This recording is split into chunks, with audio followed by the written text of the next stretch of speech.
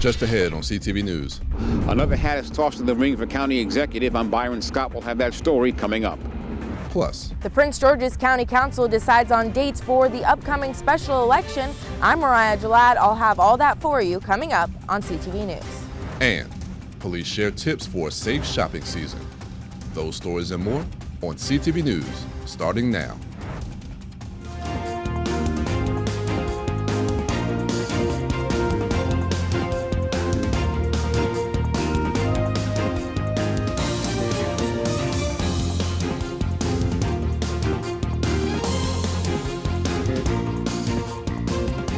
Good evening, this is CTV News for December 10th. I'm Michaela Newton. Thanks so much for joining us. Well, our top story tonight, a familiar face has thrown his hat into the political ring. Former County Executive Rashawn Baker wants his old job back. Byron Scott has our story. Well, it's a great day in Prince George's County. Echoing a phrase he used often during his time as county executive, Rashawn Baker threw his hat into the political ring. And I am officially announcing that I am a candidate for county executive in the special election, and I look forward to winning that. Baker served 2 terms as county executive from 2010 to 2018. He says that experience uniquely qualifies him for the job. And what we're going to go out and ask voters to do is not just look what I've done in the past, but that uniquely qualifies me to be able to make these decisions immediately. I don't need a learning curve.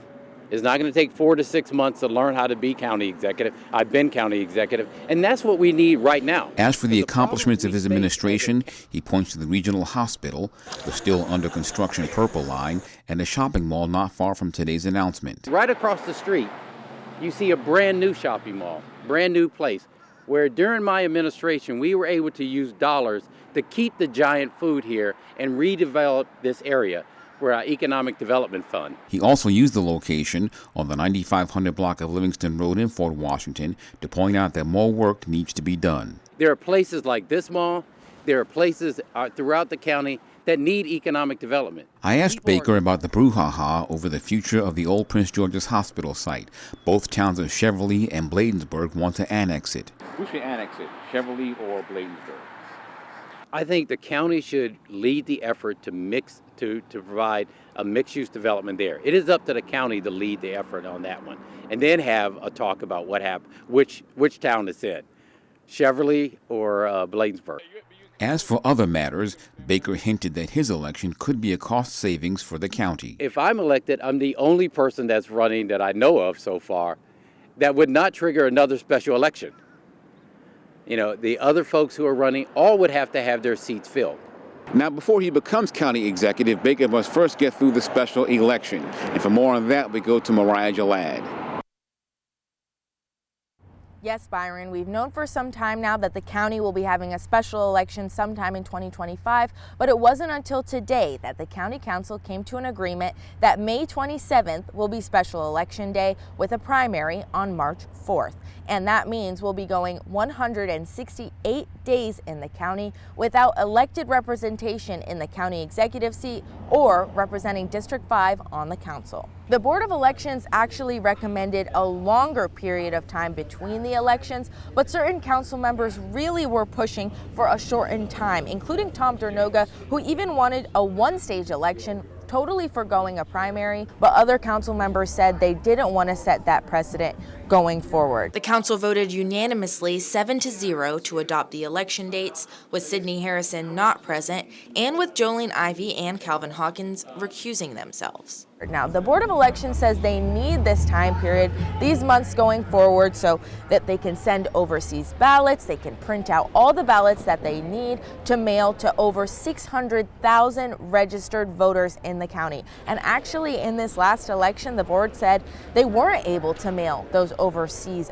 ballots. Now, they also weren't expecting to have back-to-back elections. It even takes time just to maintain the election equipment. Now, these special elections will be a significant cost to the county, and that did frustrate certain council members today, including Crystal Oriata, who made a point to call out certain council members for running for new positions without being sworn into positions they were just elected for. We can assume that's about Jolene Ivey. She was just elected to fill the council at-large seat. She's leaving the District 5 seat vacant, and now she's running to become the county executive.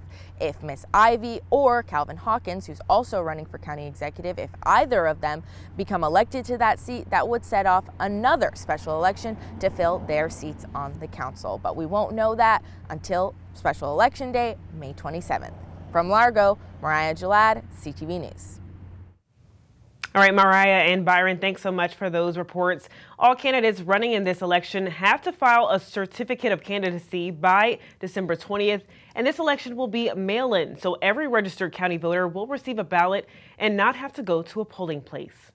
Well, this election cycle gave us a historic Senate race between former Governor Larry Hogan and former Prince George's County Executive Angela Alsobrooks, and that history came with a price tag. Now, as the Senate race was the most expensive in history, totaling roughly $160 million spent in the last 2 years, an unexpected uptick in outside spending by out-of-state sources contributed to the record-breaking numbers. Experts believe this to be an anomaly and not the new norm for Maryland Senate races in the future. Meanwhile, U.S. Senate-elect Angela Alsobrooks has chosen her chief of staff. Meet Zephyrini Buteau. She is currently the Assistant Secretary for Legislative Affairs at the Department of Homeland Security. Before that, she served as a Special Assistant for President Biden and Senate Legislative Affairs Liaison for the White House. Buteau is from Illinois, served in the Illinois National Guard, and has previously worked as legislative director and counsel for 2 U.S. senators. Well, friends and family of Luigi Mangiani have expressed shock after the 26-year-old Maryland native was arrested in connection to the murder of health CEO Brian Thompson in New York. Mangiani was arrested on Monday in Pennsylvania and charged with murder and multiple weapons charges. Since then, police have been piecing together a motive for Mangiani, who grew up in a wealthy Baltimore family, graduated from the prestigious Gilman School as valedictorian, and earned multiple degrees from Ivy League universities. His family is prominent in Maryland real estate, and he is the cousin of Maryland State Delegate Nino Mangiani. Now, his office released a statement saying that their family is shocked and devastated by Luigi's arrest. And some disturbing new developments have been released regarding the Maryland mother who now faces murder charges for the drowning death of her infant daughter. The suspect is 37-year-old Mackenzie Colgan. Charging documents show that Colgan took her 3-month-old daughter to the bathroom for a bath Sunday. Reports show that she allegedly filled the tub up with water and then held her daughter's head under the water until she was dead. Now, charging documents also show that the suspect had planned to jump from a second-story window of the home, but decided against it. This all took place at a home on the 7300 block of Summit Avenue in Chevy Chase, and a bond hearing is set for next Monday. And you're watching CTV News. I'm Michaela Newton. Still to come, drivers listen up. An advocacy group is pushing for bigger fines for speedsters along Route 210. Find out why and what they have planned after the break.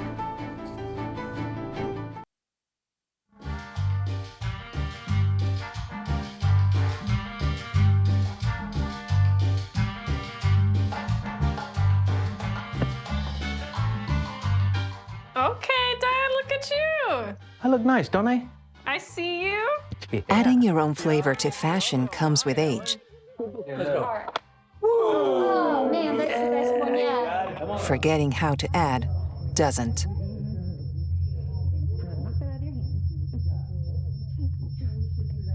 Finding it difficult to work with numbers may be a sign of Alzheimer's. Dad, are you okay? An early diagnosis can help improve the quality of life for your loved one. High school. Yeah. Hey, Dad. Do you want to talk about what happened earlier? Learn the warning signs of Alzheimer's. Some things come with age. Some others don't. Love is a lesson that doesn't end. It knows no conditions, so you better buckle in. Love keeps you on your toes. It never stops, only grows. Love isn't easy, it's a commitment, especially when they're being their most resistant. Love is finding the right seat so you can take a breath. But remember, love isn't lax, it always double checks. Check that your kids are in the right seat at NHTSA.gov/the right seat. Teachers are dynamic leaders, shaping a new generation. Innovating to prepare students for our fast-changing world. They're skilled experts, discovering a universe of solutions, telling stories, inspiring, mentoring, connecting cultures, leading by example. Teaching is a journey that shapes lives. Are you ready to begin? Explore teaching at teach.org. Welcome back. We now know the name of the victim killed in an Upper Marlboro crash on Friday. The crash happened in the area of Ritchie, Marlboro Road and Salisbury Road around 4 p.m. Investigation shows 22-year-old David Romero collided with another vehicle at the intersection. Romero was taken to the hospital where he later died, and the other two drivers involved suffered non-life-threatening injuries. Now, police are still investigating the crash to determine the cause, but anyone with information on either cases is asked to call 301-731-4422. And with the new General Assembly session expected to begin next month, an advocacy group wants Maryland lawmakers to increase fines for drivers that speed on Route 210. The group, Maryland 210 Traffic Safety Committee, will be participating in a public hearing tonight with state legislators in Largo. The committee will be pushing lawmakers in Annapolis to pass a bill that will increase the speeding penalties on Indian Head Highway. The group says in the last 3 years, 17 people have died on Route 210. The goal of the hearing tonight is to get the bill listed as priority status among a group of other Prince George's related measures. The bill itself, in terms of the principal guts of it, basically would raise a $40 static fee to one that will begin at the floor level at $60, and then will rise up to those up to over $500 depending upon the speed that you're going. We've had 95 individuals to perish in the last 17 years, again on the same span of roadway. We've got people doing things on our particular span of roadway here in Indian Head Highway community that defy imagination. And the public hearing will be taking place at Prince George's Community College tonight at 6. And WMATA has been warning Metro customers about the legal consequences of jumping fare gates, but now they're warning customers about the physical consequences. Over the weekend, one rider attempted to jump over a railing, but the male rider in his 50s then fell off the mezzanine and got hurt, but luckily sustained no fatal injuries. WMATA says fare evasion is down 82%, but for riders who need help, options are available through their reduced fare programs, and the programs specifically help benefit senior citizens, customers with a disability under the age of 65, and customers who receive SNAP. And the town of Cheverly wants to annex the old Prince George's Hospital site. The problem is, so does the town of Bladensburg. The issue is who will control the massive redevelopment program proposed for the area. The state has already poured millions of dollars into the redevelopment project, and the opposing plans have caused a rift that could end up in court. My job is to protect and defend the interests of the residents of Cheverly. We've spent upwards of $100,000 on surveys and tests and sites, working with the developer, establishing a relationship, talking with our communities about what they can expect to see in terms of development. It is a huge part of our economic development in the future for the town of Cheverly. And so they don't have the resources to support it, and they don't have the support from the developers to move forward with it. So I would really hope that they would not move forward with trying to annex the property. The town of Bladensburg has a public hearing on the plan on December 17th at 5:30 p.m. at the Bladensburg Town Hall. Well, with a little over a month until the presidential inauguration, the University of Maryland College Park is bracing for the impact of another Donald Trump presidency on higher education. President-elect Trump has been vocal on his intentions of eliminating the Department of Education once he takes office. And experts at UMD have concerns about the future of DEI efforts, as well as potential rollbacks on federal funding for research and student aid. University President Daryl Pine stated that the university will continue to collaborate with the presidential administration to advance education research and service. And staying in College Park, with the growing use of artificial intelligence in classrooms, the University of Maryland College Park is trying to find solutions to embrace the technology while still promoting academic fairness. University President Daryl Pines described the technology as a calculator, and while it can be used as a tool, it needs to be monitored. The university wants to make sure that students are proficient in using AI, but also wants to make sure that there are guardrails in place to prevent plagiarism and academic dependency on programs like ChatGPT. And so to come on CTV News, several law enforcement agencies gathered today to spread holiday cheer. Find out how local students were able to be a part of the big day when we return. We are women first, but women with disabilities last. During a military exercise, we crashed and I broke my neck. When I was in the Air Force, an accident changed my life. I couldn't have imagined the injustices I would face. Every day, women like me go to the doctor for annual checkups for conditions like breast cancer. Early detection saved my life. But women with disabilities face a cruel reality: inaccessible medical facilities and equipment. In the 25 years since my injury, I have not seen a gynecologist. There's not one accessible OBGYN in my community. I found lumps in my breast.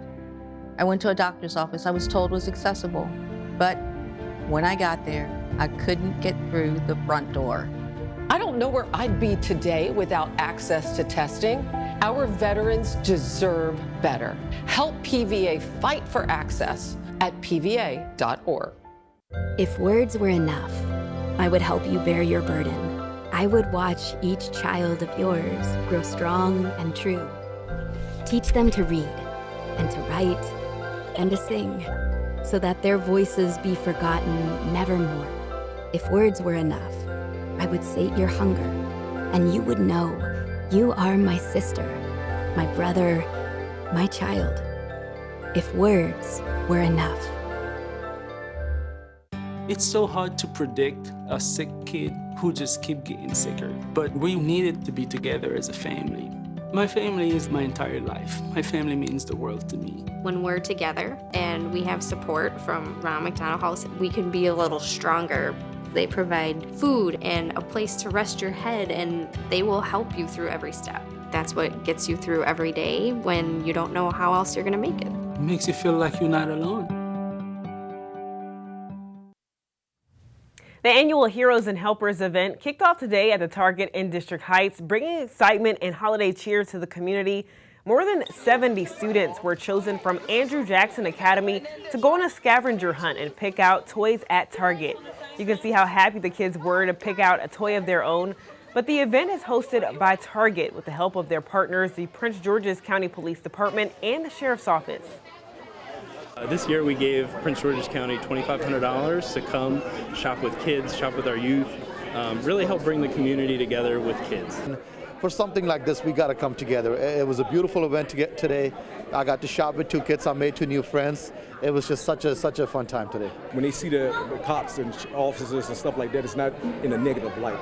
But it's just for us to bridge the gap between the community and just to show the kids that we do love them, we truly love them, and especially during these times of season. And this is the second year Target has hosted this event in Prince George's. Well, with just 15 days until Christmas, the Prince George's County Police Department is launching an initiative to keep shoppers and packages safe.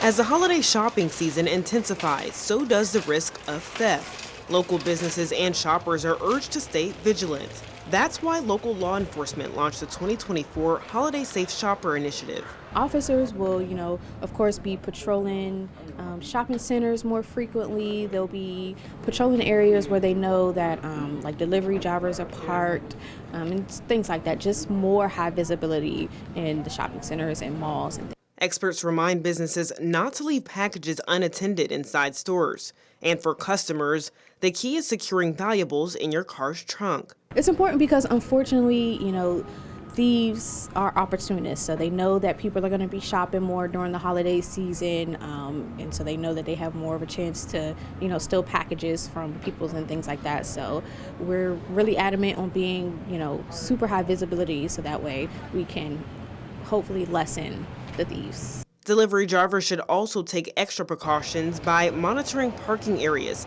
and securing packages, especially in neighborhoods with frequent deliveries. We'll be all throughout the county, but we will be focusing mainly on shopping centers and mall parking lots. Stay aware and make safety a priority. Don't let your holiday cheer turn into a holiday loss. And police are also asking for help from residents, so if you see something, say something. And as we reported last week, state office buildings in Baltimore's State Center complex were closed temporarily due to Legionella bacteria posing a threat in the water system. Now, yesterday, state officials have cleared one building of the bacteria, but union workers fear unsafe working conditions in 2 other buildings. The Maryland Health Department says that there have been no reports of sickness linked to the buildings just yet. And the CDC is still awaiting test results from 2 buildings located on West Preston Street and 1 building on North Utah Street. And MGM National Harbor had a slower November compared to last year, with gambling revenue down 1.6%. Gamblers placed more than $65 million in bets at MGM's 2,300 slot machines and 211 table games, almost $1.1 million less than last year. Casino gaming contributions to the state totaled $68.9 million. Now, the Baltimore and D.C. market rank number 3 for gaming revenue, behind the Las Vegas Strip and Atlantic City. And Simon Buggs is here with our Tuesday Sports page. What do you have for us? That's right, Michaela. We have a ton of football, and more football news in tune for today's sports page. What's up, everybody? Stay right there, because coming right up, a historic rivalry comes to Landover. I'll have more details after the break. Stay tuned.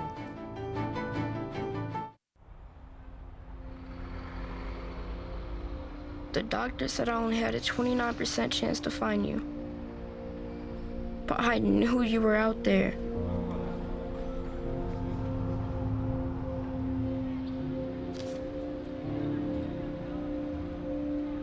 Every night, even when my heart was sad, I wished for you to sign up.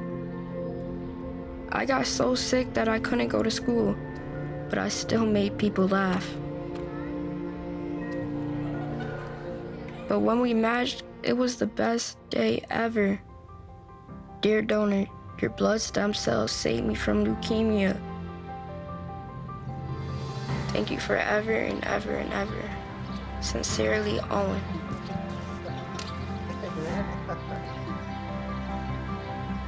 Experience the true joy of saving a life at nmdp.org. Out! Out! Everybody out! Come on!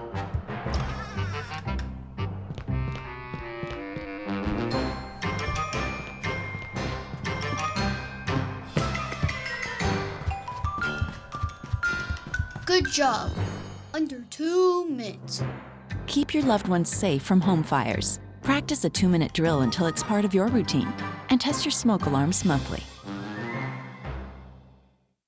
There's nearly 678,290,000 kids under 5 around the world. But what's so important about being 5? Well, children who live to age 5 are twice as likely to reach adulthood. That's why vaccines matter so much. For 40 years, Rotary and partners have delivered vaccines globally.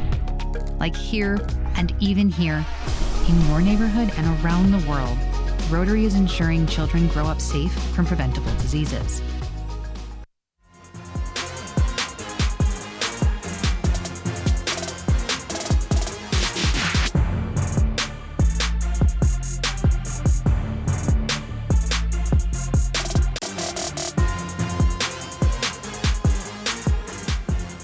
What's up, sports fans? The wait is finally over. It's time for your Tuesday Sports page. Go ahead and grab a seat.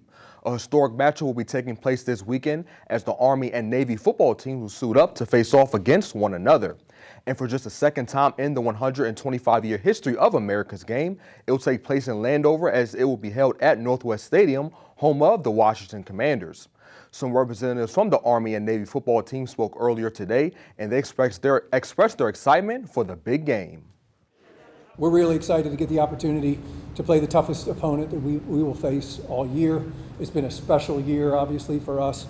Thrilled to have won the American Athletic Conference title. Thrilled that Coach Monken was named Coach of the Year in his first year in that as well. But we know that Saturday's game is paramount. It is always important to come home with that Commander-in-Chief trophy. We're going to bring you the last frontier of amateurism come Saturday. Guys that play for the love of the game, guys that play for it for the right reason.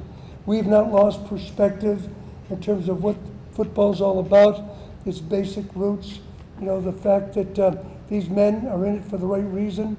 They play for the team. They don't necessarily play as individuals. They'll bring it together Saturday on both sides of the ball. And you'll see the best that we've got and the best that the Army's got as well. Nothing like this football game. My first experience was 2019 as a defensive coordinator. It's the best rivalry in college football for a lot of reasons. And I think what makes this rivalry special is that it's rooted in a deep respect for the rival. It's not a rivalry that's based on being on the wrong side of a river, right, or a state line. It's despite whatever animosity and friction there is between the two teams, the respect transcends all that stuff. So couldn't be more excited to be a part of it. Kickoff is on Saturday at 3 o'clock, and my Washington Commanders are gearing up for the second part of the season as the team is coming off of their bye week. The bye week is not just a time for rest, but also evaluation to see what your team needs to improve on so they can play their best brand of football moving forward. And head coach Dan Quinn gave his thoughts on how his squad can get better as the team tries to make a run at the playoffs. We still want to improve on our turnover margin, Sam. I think we're at 8th or 9th, somewhere into that space, but we'd love to, as we're pushing through these games, you want to be able to try to finish in double digits if you can. And so we're not there yet. And so that's always one that's at the front of my thinking. Then you get into like tackling and breaking tackles from a fundamental standpoint. How do you work that? How do you break leverage onto people? And then as we're going in through that, we're always come back to the line of scrimmages. Now, I think I was referring earlier about that, with either John or with Nikki about that's going to be, an area of emphasis for us. And not just this game and the next game, but really just moving forward. That has to be, a strong part of what we do. The Commanders will be traveling to New Orleans next to take on the Saints on Sunday. Meanwhile, the UMD football team continues to rack up on their recruits as the team secured the highest-ranked commit in program history with edge rusher Zion Ely. The Baltimore native currently plays for St. Francis Academy, and over the last 2 seasons, he's recorded 17 sacks, 62 tackles, and a pick for the Panthers. Ely's commitment to playing in College Park comes as a surprise since it's a year in advance because he's in the class of 2026. Ely chose Maryland over Alabama, Penn State, and Oregon. And wrapping up sports, the Terps men's basketball squad is now 8-2 after falling to Big Ten rival Purdue over the weekend, 83-78. Maryland will look to get back on the winning side against St. Francis at home on December 17th. All right, Simon, I do have to ask you, are you looking forward to the big game on Saturday? Absolutely, because not only is this a rivalry game, which is always fun, but it's being played in the stadium of my favorite NFL team. Yeah. I couldn't ask for anything better. Now, Navy does lead the series all time. They won 62 of the 124 games that have been played, but Army has won 6 of the last 8 games. So it will definitely be interesting to see if Army can keep up their winning ways against Navy. It should be a fun one on Saturday, and I can't wait. All right, thanks so much, Simon. No problem. All right, before we go, let's get a look at our 3-day weather forecast. Tonight will be cloudy and we'll have areas of fog, so make sure you drive safe out there. Tomorrow we'll have a high of 62, and that fog is sticking around through the morning and have a 100% chance of rain. Thursday we get a sunny day. We'll have a high of 39. Friday will be just as nice with a high of 39 and a low of 28. And for our community calendar, the Prince George's County Police Athletic League is having tryouts tomorrow afternoon. County resident co-eds ages 11 to 14 are invited to the Palmer Park Community Center to try out. Tryouts are from 6 to 8 p.m., but for more information, contact Corporal Daniel Ross at the email right there on your screen. All right, that's all the time we have. Thanks so much for joining us. Have a good night. Good night, everyone.